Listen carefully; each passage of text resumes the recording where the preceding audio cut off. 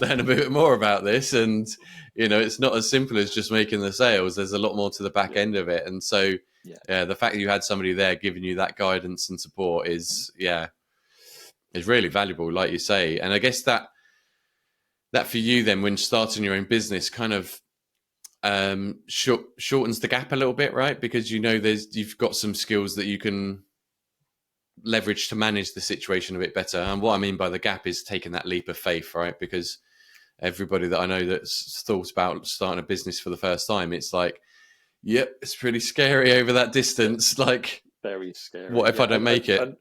And to be honest with you, I didn't consciously think like that until I'd started. It sounds really odd. Now, bearing in mind, I've spent many years in corporate sales, marketing, business development. The day you start in business, it's kind of like, what do I do now? What am I doing? And it was only really then you go, well, okay, actually, I know how to do this because of that, and I know how to do that because of that, and you kind of bring all that together. And that's the joy of a franchise, is the fact that a lot of the systems are in place, a lot of the the product structure, and all the rest of it is in place. So you haven't got to think about that, And I got an accountant before I started, so I hadn't got to think about that, And so a lot of these things were there. So once I'd kind of got that lot in my head, it just simplifies it. It just simplifies the whole process. Yeah. So that was the next step then, is investing in It's Easy franchise. Is that right? Yep, that's it. Okay. So why them? That's the place to start, right? Why start your own business, and then why them? I think are the two important questions I want to ask there. Good plan. Why start your own business? Funnily enough, I'd thought about it for years. And I always classed myself as a frightened entrepreneur because I was investing and spending a lot of other people's money, which is not really very fair. But we did really well, so it was always good. But I've always had a hankering for doing something for myself, and also my personal mentality is I'm not great at taking instruction. I like people who encourage. I like leaders. I don't necessarily like managers. Going back to WD-40, there was a guy there called Bill Noble, who's still the European and Middle East and African MD. And I'd walk through walls for that guy. He was a true leader. But I very few managers, hierarchy within business have been like that. And you're kind of told what to do, and you're told, and let's put your targets together. No one actually will tell you what your targets are, and that kind of principle. Yeah. And my psyche kind of isn't really wired up for that. And once again, I only really realised that properly once I'd left. And I'm a great believer in self-development. Go to a lot of talks and stuff like that, and kind of pick all this stuff up. So that's kind of why I wanted to do my own business. When it came to what I wanted to do, I went about it the wrong way, so I wasted a bit of time because I was thinking, right, okay, I've done the corporate stuff, I've done all that. I'm going to go and mow lawns for a living, or knock dents out of cars, or whatever I feel like doing. And then I read a book, and I'm sure it was a Times publication, and I haven't got it at the moment. I've lent it to somebody; it will come back one day. And it was basically saying, if you're starting a business, to work out what it is you want from the business rather than what you want to do, which makes a lot of sense. Yeah. So I may say I want to mow lawns for a living, or landscape gardening, but do I want to be out in all weathers? And will I work during the winter? Probably not. None of that stuff. Hadn't even thought about that. So actually, I regrouped and said, what do I want out of the business? And it was kind of like, I'm happy working from home, which I still do. I could expand to an office, but didn't need to. Do I want to hold stock? No, that's stock investment. There's cost. And it asks you all these questions. And when it came down to it, and then I thought about, okay, and it does ask you what your background is and what your skill set is. And my background and skill set is business development and marketing. And it all came together, and this little light bulb just went off and said, websites. Also a real challenge for me, because I'm not technically a website guy. I know what websites do, I know how they work. I know for me, it's a marketing tool, and that's the discussion I have with clients. What's your business about? Where's your business going? How can we develop a website for you? It's nothing to do with the technical side of it. So once I'd worked that bit out, is that okay? I'm not going to code a website myself. So then the franchise idea came up, and that's when I started trawling for franchises in the web world, and that's basically the process. That took about a year. Yeah, that's quite a long process. By the time I'd wasted a few months, and then took it past that. Why It's Easy websites?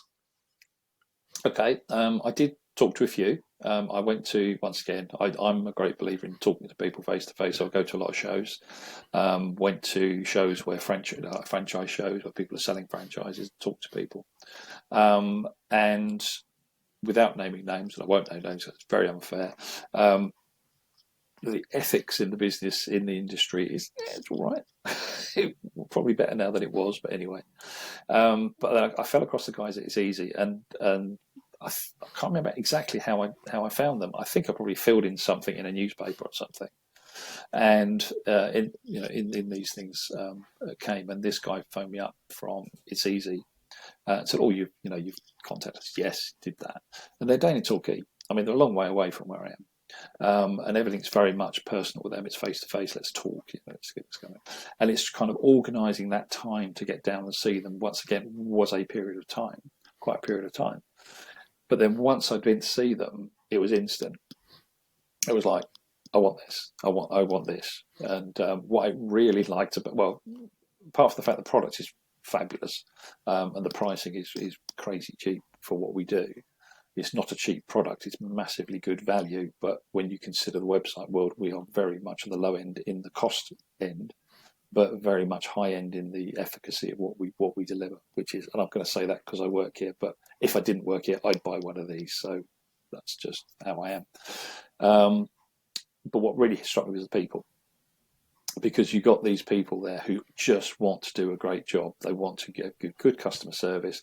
Yes, I was taken through the technical part of it because I went down there for a whole day, and you get that much of the technical part. But the rest of it is that this is what we're about. This is our ethics. This is this is how we're trying to help.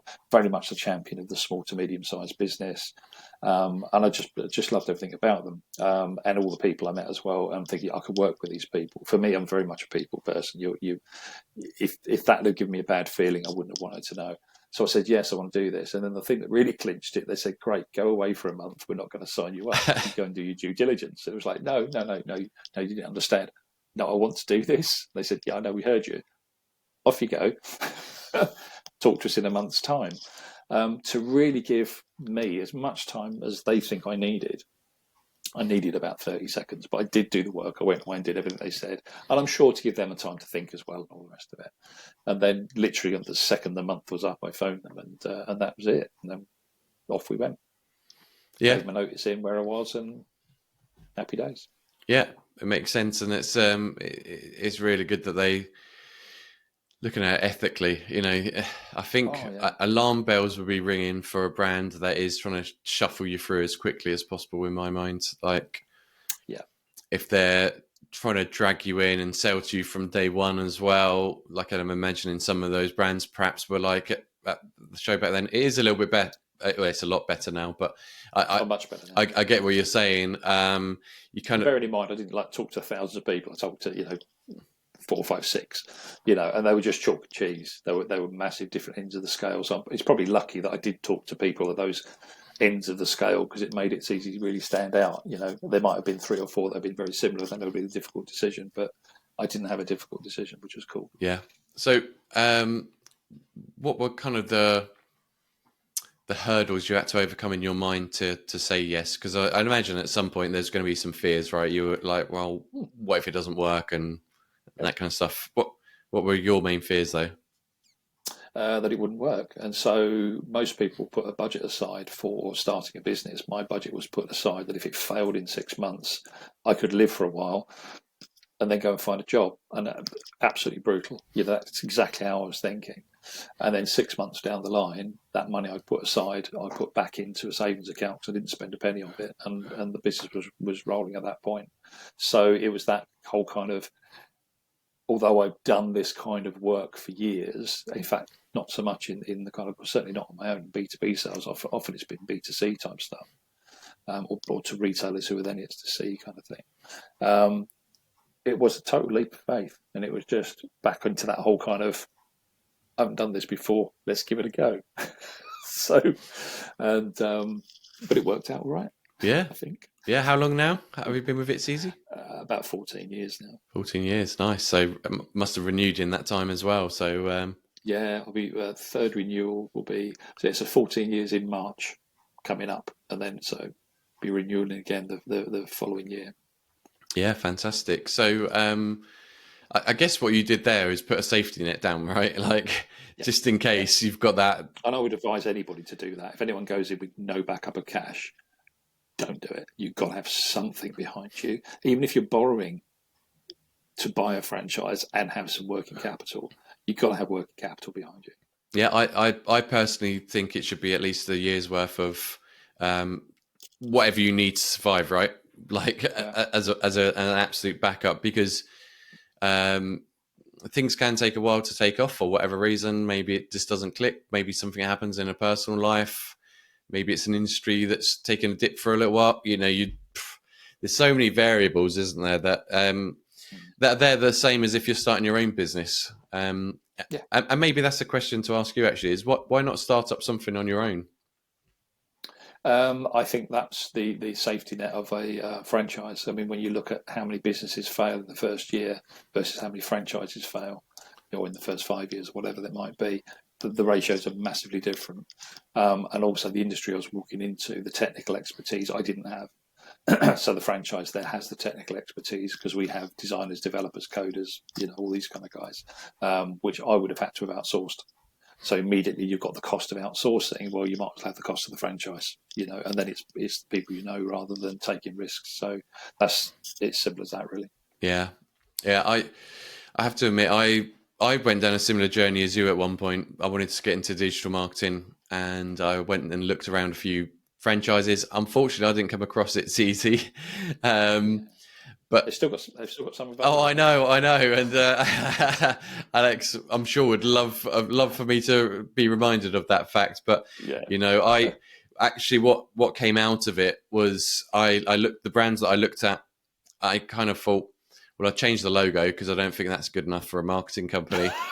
I would change this messaging. I would change, and I thought, right, I'm not a very good franchisee. That ain't gonna happen. No. I'm not a very good franchisee. I need to do it myself. So I'm thankful to them for that at the very least. But I think the most important thing is just to be aware that it's there as an option, right? And okay, I didn't go for that. I went for something on my own. But I really, it's been interesting because I'm in the industry and starting a business of my own. I can really see the benefits now, like just the decisions as to what color you're going to use in your logos. I procrastinated over that for hours, right? And while I'm doing that, I'm not earning money.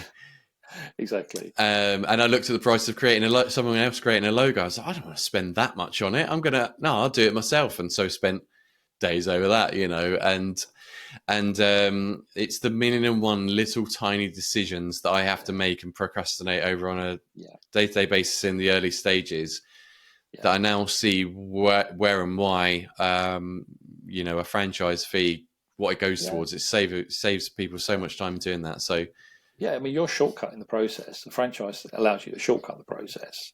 It's also depending on, I was fairly early in. I wasn't the first franchisee, but I was fairly early in. So a lot of the bumps have been ironed out, and it will continue developing anyway. So that's fine. But in the early stages of a very base start, and then it kind of goes up from there. And so all that work is kind of done for you. And if you don't particularly like, there's going to be things within the franchise, I'm sure that I think I wouldn't necessarily agree with that, but it's not. It's not earth shattering. It's not a big issue. If I didn't like the name or the color of the logo, it's what it is. There's no point in sweating over it because it's what it is. And by the way, it's fine, no problem. So many questions about that as well, about the logo, where the name come from, and everything else. So it's one of the main things I ever get asked by customers. To be fair, but anyway. Well, that's quite good because I mean, since I've put guitars in the background, it's a good talking point. And when you're doing any kind of sales development or kind of interacting with potential clients, it just makes those conversations start off nice and easy, doesn't it? So if people are asking about the logo and where the name came from, sweet. Once again, if I go back when I started, there were website guys everywhere, and we didn't have a great reputation. I used to say networking meetings were somewhere between estate agents and serial killers, without no disrespect to serial killers. We're somewhere in the middle in terms of reputation. And so I purposely never put websites underneath the name It's Easy, because It's Easy website's a website guy, I don't want to talk to him, and they avoid you. Whereas if you just put that, they come and ask you what it means. So it actually it's just one of those things. I've just stuck with it. I've never changed that. But it sounds like I'm really slagging the industry. I'm not. There are some very, very good people in the industry, but I've come across some horror stories. And what I don't want is for us to be lumped into that bucket, if that makes sense. Yeah. We do stand out. I think we have got a great product. And I think what we stand for is really, really good. And so I'm proud of that. So, yeah. Yeah. And I can kind of back you up on that one, because I'm actually a client of It's Easy. So our website, yeah. Quite right. But I started off, because of my approach of I can do it all myself. I don't need, myself, yeah. I started off with, I think it was, Wix. I had a look at Squarespace and all these other sort of website builders. Yeah. And I could build a website myself. Wix ain't bad, actually. And they templates are there. They're all right. There's some sort of customizable bits. But what happened and why I changed was all of a sudden I had a problem that I couldn't deal with, and they didn't provide the functionality, and I couldn't speak to anyone there, and I just got kind of put through to chatbots, and all of a sudden it just became a nuisance. And 6 months in, basically, I stopped using them because they couldn't do what I wanted it to do. And so, that's where I see the It's Easy side of things, is you actually have a real person to talk to and actually interact with. So from a client's perspective, I can see and back you up on what you're saying. It works really well. Way back to that first conversation I had with them, it was the people that I bought into as well. So it really does kind of follow through. And to be honest with you, and also the route you went, though, is that I've got a huge amount of respect for anybody who tries to do it themselves to start with, because it's not as simple as it seems. It's okay. You've got to be vaguely technical just to kind of get your head around it to create the website. Okay, that's not the point. The point is your business, what you're trying to achieve, where you're going, target market, where you're thinking about colours for logos and stuff like that. Have you considered your target audience? All these kind of things. Well, my background's marketing and business development, so I bring all that to the fore. And actually the technicality of the website is irrelevant to most of my clients. Some want to know, some want to look at that. It's absolutely fine, taking through all that. But most of them just want to know that we're going to help them to build their business. And that's the same with anything. I think anything you sell, is you're there to help them with their business. If you're a cleaning company, you're helping their business look really nice and sparkly because they've got clients coming into the building and they want their staff to be happy working there. Everything's for a reason, and I think that's where we're somewhat different in that we really approach it with that in mind rather than the technical aspect. Because the technical aspect is less important in reality to my clients. Yeah, it's selling the why instead of the how, isn't it? Yeah, absolutely. Don't know if you've ever seen the Simon Sinek talk about it, the golden circle, he calls it. Yeah, fantastic, isn't it? Like great. That book, Start With Why, is one of my favourite books actually. And the whole limbic brain and the neocortex and how they're fighting with each other all the time. It's fascinating, and I love all that sort of stuff. Yeah, and it's so true as well. Just from my own perspective, how I position myself to clients, I find if I share my story and explain why I do what I do, it really, really helps them they always resonate with one part of the story somewhere and kind of go, well, I get where you're coming from. And this ties into my values and it works totally, doesn't it? So, that's good. So, what's the future for you then? What we talked about exit strategies earlier. What's is there one on the horizon? What does that look like? No idea. When I was in corporate, it was like, when can I retire? Let me retire now. Now I'm doing my own thing and enjoying it. You kind of think, do I have to retire? I don't have to retire. I can do what I want. I kind of got 70 in my head as an age, but doesn't necessarily follow. I think a lot of stuff with when you get to a certain age, I am of a certain age, that you take it. Things will happen. Stuff will come out of left field. There was, Tim Minchin. Yes, yeah. I guess you know Tim Minchin. He did a talk. He was at his old university, I think. He was doing a talk to students about life goals and stuff like that. And he was talking about by all means have a goal, but you don't be fixated on it, because stuff will come out of this side and this side and this side. And if you don't keep an eye on those, there might be something there that moves you in a different direction. So the nice thing is I haven't got a boss telling me that I'm retiring at a certain point. I haven't got a need to retire or a need to stay in work. I do it because I enjoy it. While that continues, I see no reason to change that. So yeah, at some point, and the nice thing about the franchise, it has value. So because there is, if you're selling a business, you'll know this. If you're selling a business, the value of the business depends on the structure of the business. Staff you've got, is there, client base and all this kind of thing.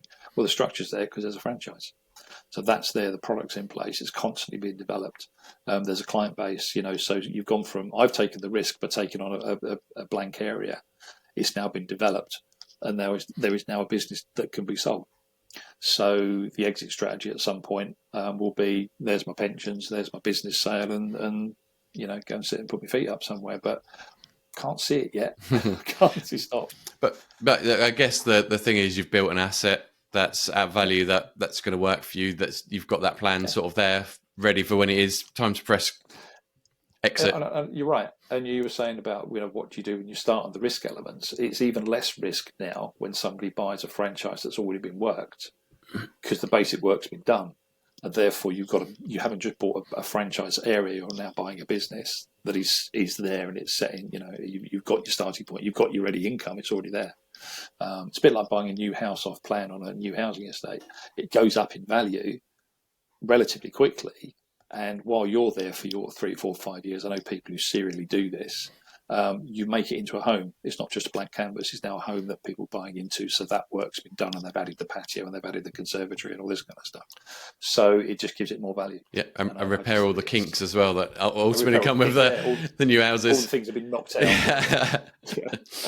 Yeah, no, that makes sense. And so have you got one territory, multiple territories? Do you employ staff? It's I have one territory. That's enough. I've considered all sorts. There's I did consider bringing in staff. I decided to go the route of third party, so I employed a VA, really good VA actually, who was with me for a few years. And I've also had ideas of getting an office somewhere and having like a collaborative group. Yeah. So myself, a copywriter, a graphic designer, whatever, get them in with social media, get them in one room, and we'll have collaborative space. You're sharing the cost of the space, and also you're doing that. That never really came off, but that's okay. But I do a lot of that sort of work. I farm stuff out to a lot of people. So I'm quite happy, once again, at my certain age. I'm 65. I keep saying certain age. I'm 65. And I'm at a point now where I'm not going to start suddenly building a big empire of people. So I see me doing this on my own until the day I do stop. But I also have third-party people that I meet through networking where I do a lot of outsourcing. So I do have a team around me, which basically starts with my accountant who keeps me on the straight and narrow. Yeah. And then the other people who are just beneficial to my business because I can bring them in to help my clients. So that's the way I do it. So yeah, I don't see me ever taking it outside of this.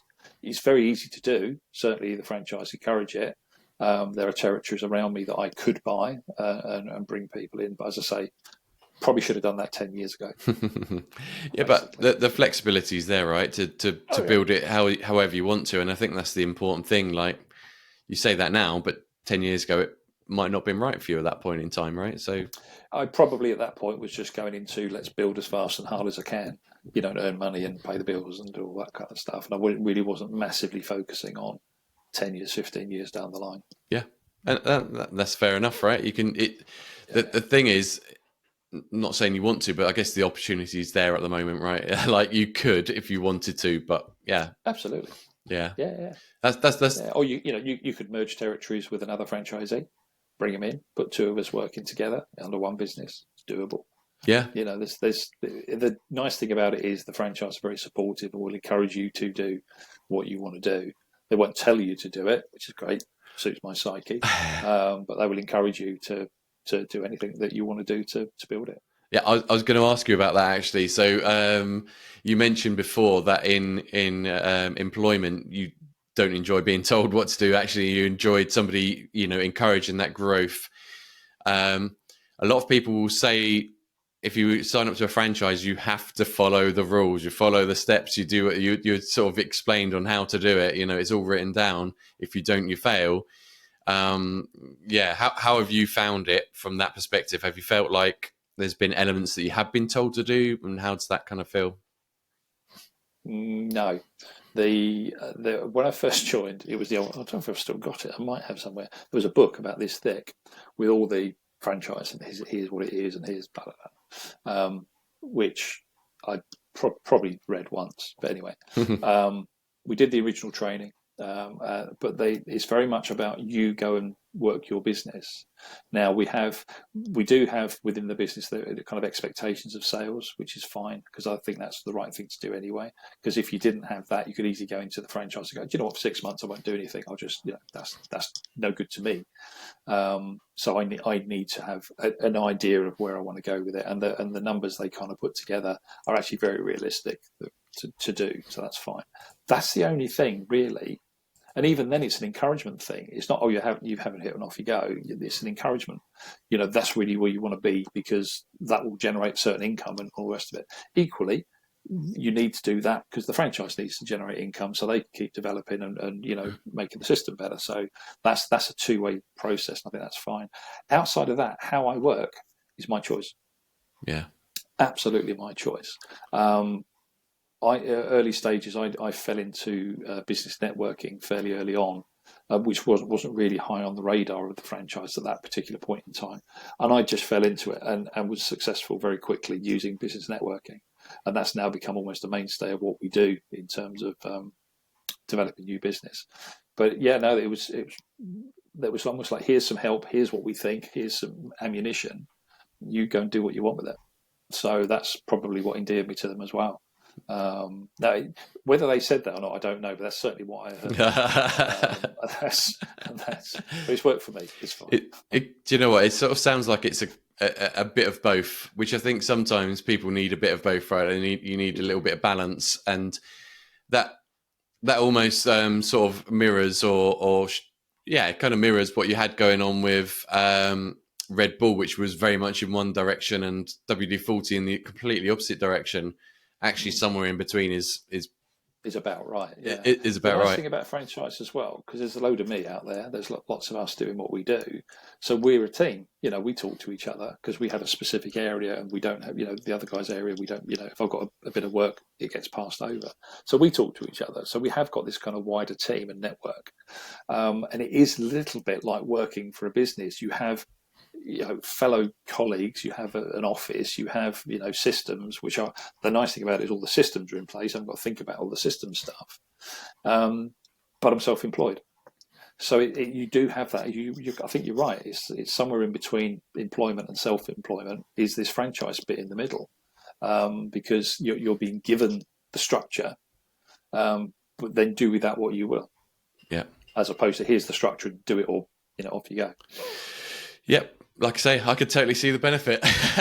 now I'm going to do it myself, but yeah. I don't think I'd change what I've done. No, once you're down a route, you don't do it. Yeah, but you kind of learn. But you know what? In the future, I can easily see myself investing in a franchise, for sure. Because and the nice thing is, you haven't got to do it. Yeah, but you haven't got to do it. You can buy a franchise and put staff in.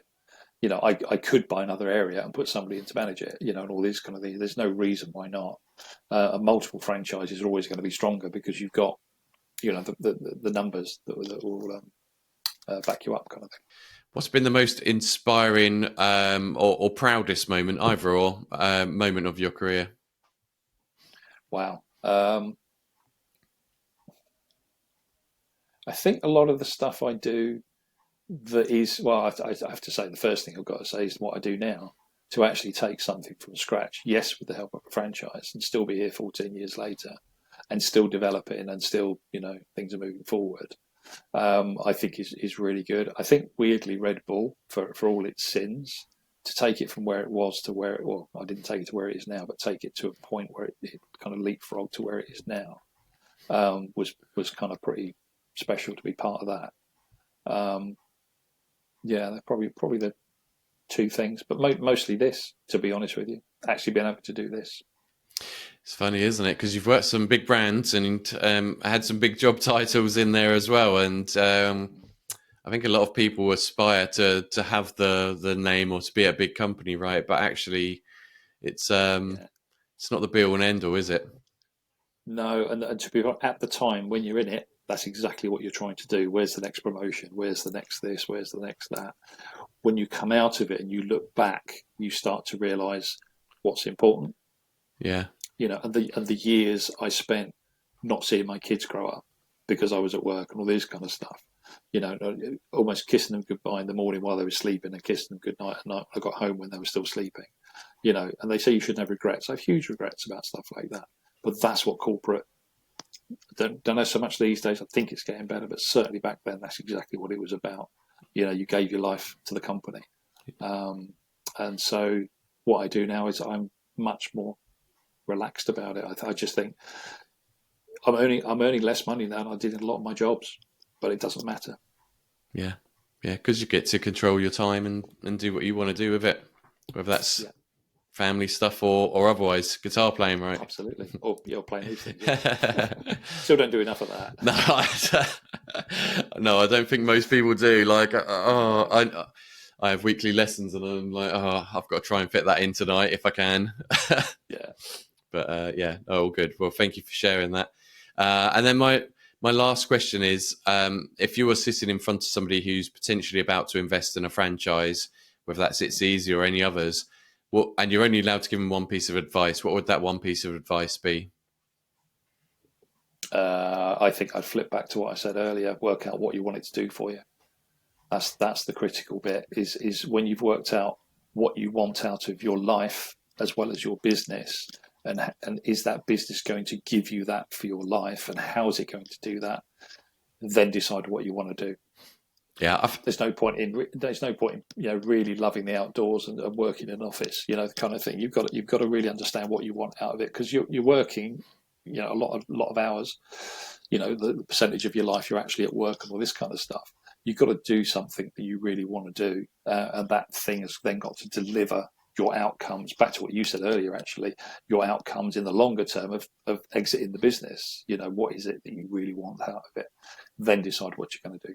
That would be my best advice. I read that in a book somewhere. I fully agree with it, because I got to the point where I didn't change jobs a lot, but I was getting fed up of the same pattern repeating, and me going, well, yeah.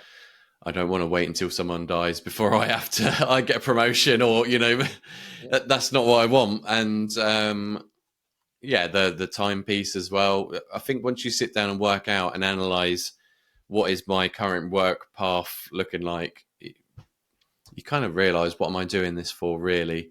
And yeah, I think you're 100% right.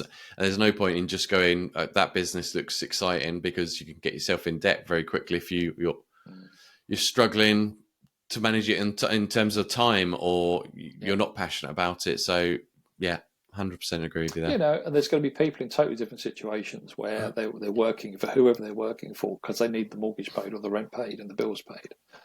Absolutely fine. There's nothing wrong with that. And you may be at a point in your life where you really can't take the levels of risk that maybe you or I took.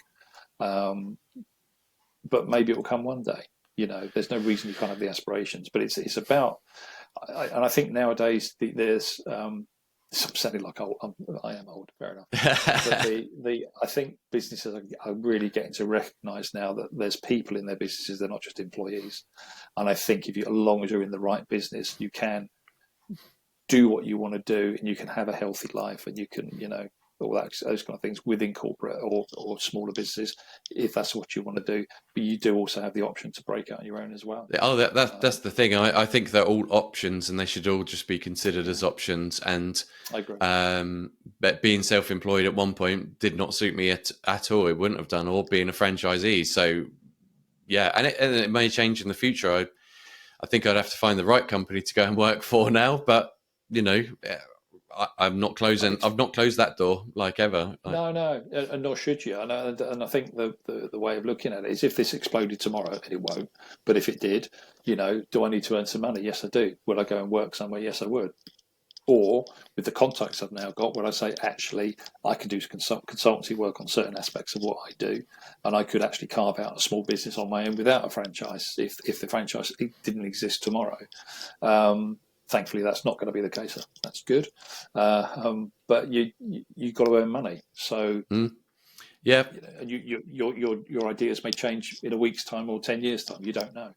I think for people in employment, though, I'd encourage them, if they have worked out what they want and they're not doing it just yet, is maybe use an hour a week. Like, if that's all you can spare, use an hour a week to move yourself a millimeter closer, a step forward, educate yourself on something or whatever it may be to get to that point. But no, I appreciate people have got to earn and they've got to pay mortgages and stuff. So you do what you do until you're able to, I guess.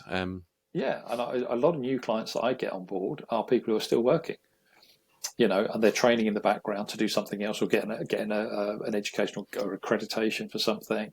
And then, yes, I want to get the website ready, but I'm not ready to launch the business for a year or 6 months. Lots of that goes on. And I've got a huge amount of time for these people, because these are not going into franchises; they're doing it on their own. And they're slightly less risk in the very early stages because they've got an income over here, but at some point they break that, that salary coming in, and then they're totally on their own. So a huge amount of respect for those sort of people. Yeah. And if you talk about being inspired earlier on, that's inspiration in its own right. I've got a client who invented a new product in the automotive industry to do with safety, patented it, done the whole thing. Yeah, he's 71, and he's just doing this now. And you just think, fair play. Good on you. Yeah, exactly that. Yeah. Oh, that's awesome. Yeah. Well, Steve, thank you so much for sharing your story and your thoughts and your advice. I've really appreciated it and really found it interesting. There's a lot in there that I really kind of resonated with, which is, it's been really cool and an enjoyable conversation for me. So thank you very much for your time. No, I've had fun. Enjoyed it. Awesome. Cheers, Steve.